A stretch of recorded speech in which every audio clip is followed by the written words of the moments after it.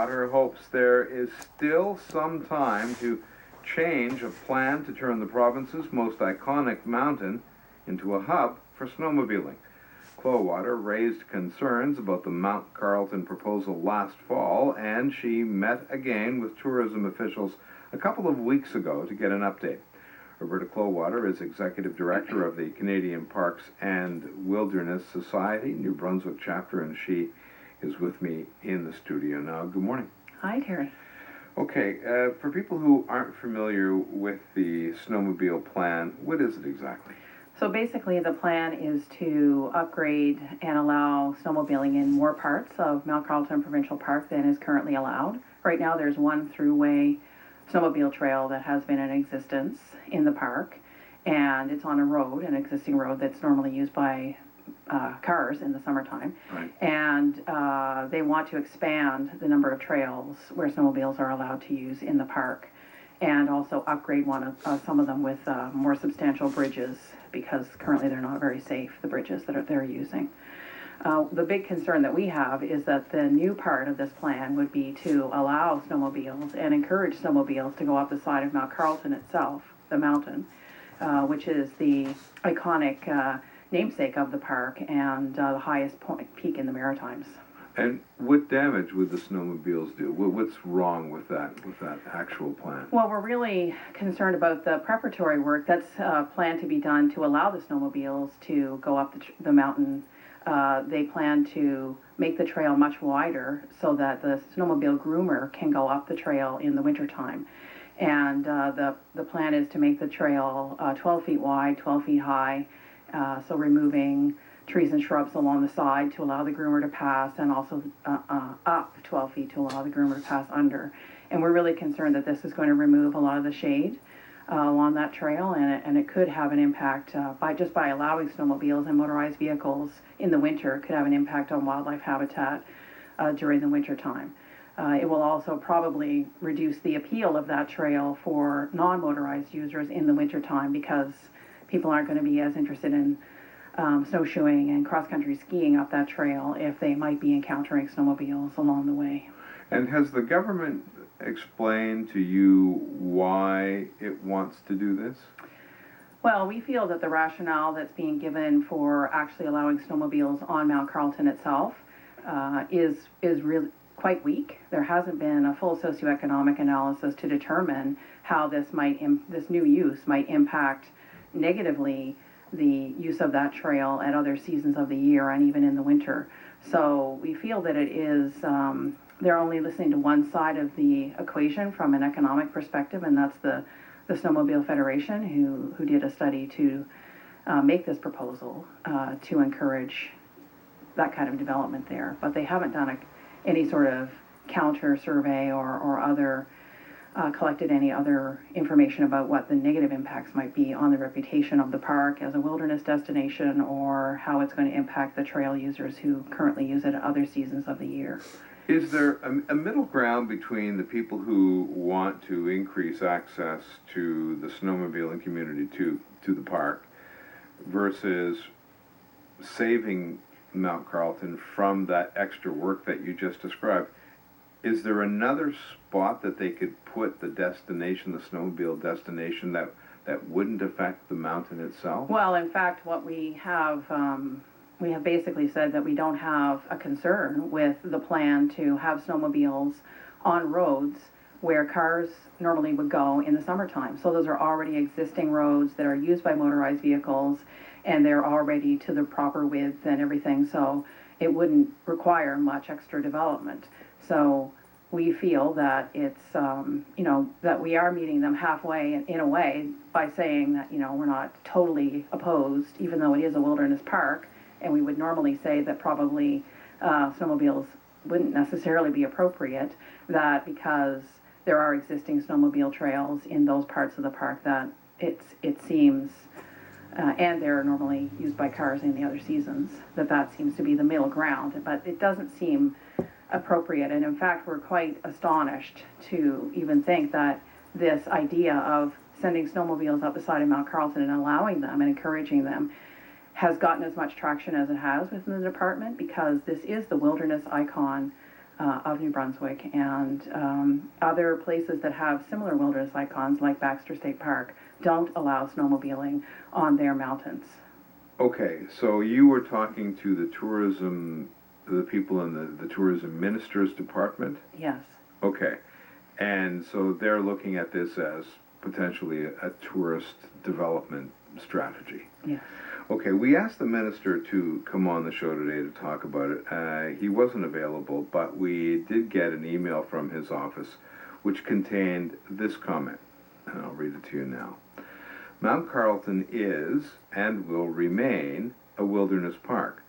By doing some maintenance work in the park on the old utility road, we will be making the park more accessible to more New Brunswickers, while also ensuring that 99% of the park remains untouched wilderness.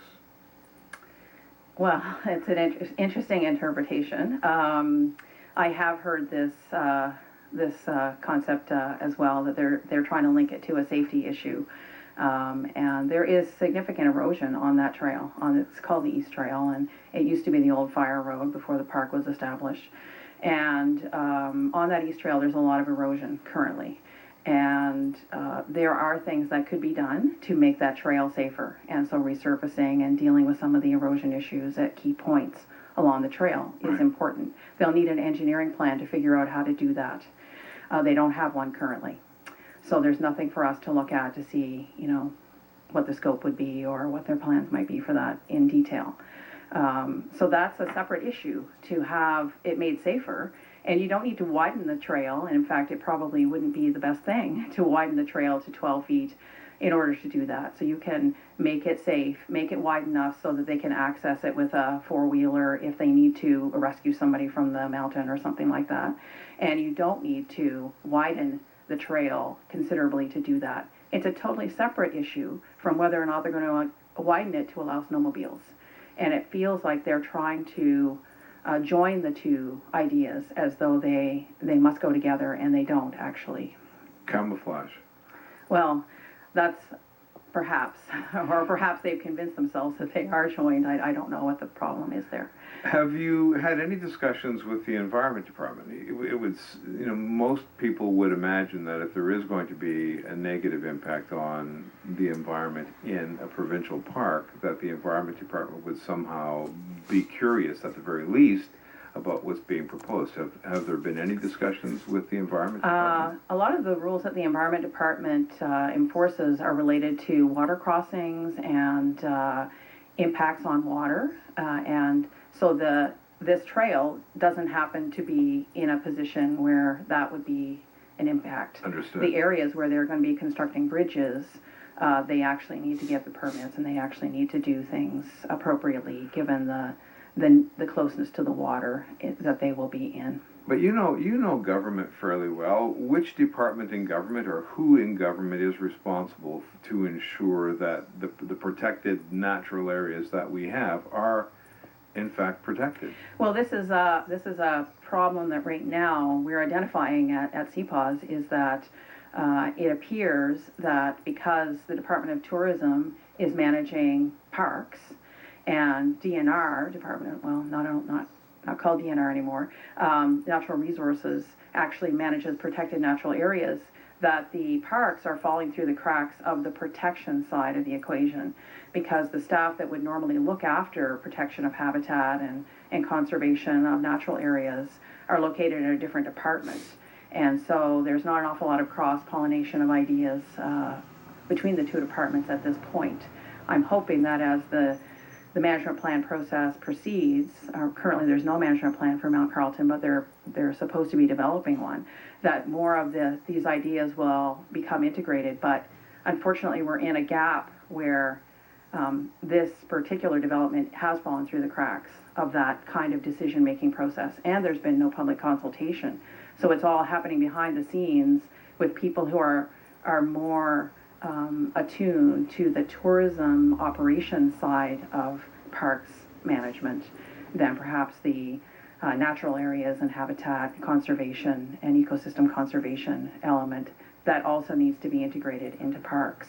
On the surface, it would seem that there would be grounds to speculate that there may be a conflict of interest between people who are responsible for preserving the park, who are also closely affiliated, or the people who are trying to find economic development opportunities for the park. It's a consistent balancing act that happens with parks across the country, that they consider themselves to have these dual mandates of protecting natural areas as destinations, but also as ecosystems, and also encouraging visitors.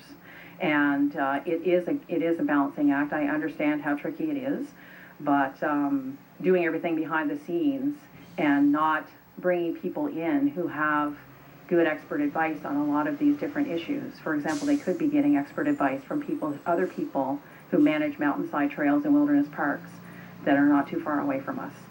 They could be getting advice from different places where... You're thinking about the state of Maine, Baxter State Park.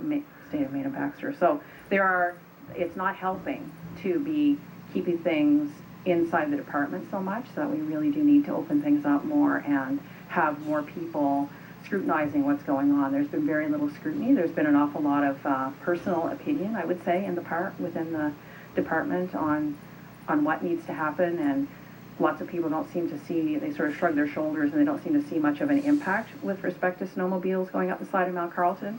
And it's a very different value set and a different approach and a different experience level that we're bringing to the table, I think. So.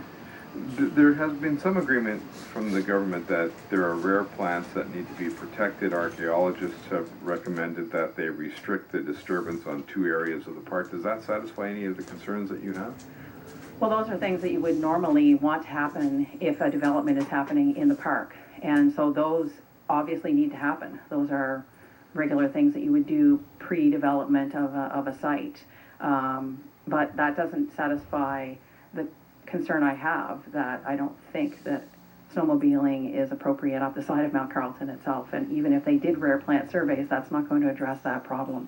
It isn't an appropriate use. And I think if we went through a management plan process and public consultation, we would come to that conclusion collectively as a society together. But because everything is happening mostly behind the scenes, that's not where we are right now. I think there's still room to change the minister's mind over the course of the summer. They won't be doing any construction on that part of the trail on the mountain until after the park closes in October.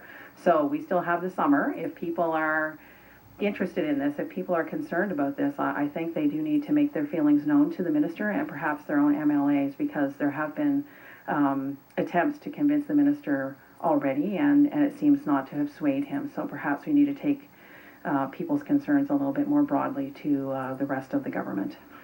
I appreciate your time this morning. Thank you. Thanks, Terry. Roberta Clowater is the Executive Director of the Canadian Parks and Wilderness Society, or CPAWS, in New Brunswick. And just a further note to this story, New Brunswick's Maliseet Grand Council and the group Friends of Mount Carleton are taking the province to court over the snowmobile plan. The Maliseet Grand Council says the plan violates its sacred, unceded territory. The Friends of Mount Carleton argue the plan can't proceed without a proper park management plan and a complete environmental impact assessment. A full day has been set aside for a judicial hearing in Moncton later this month.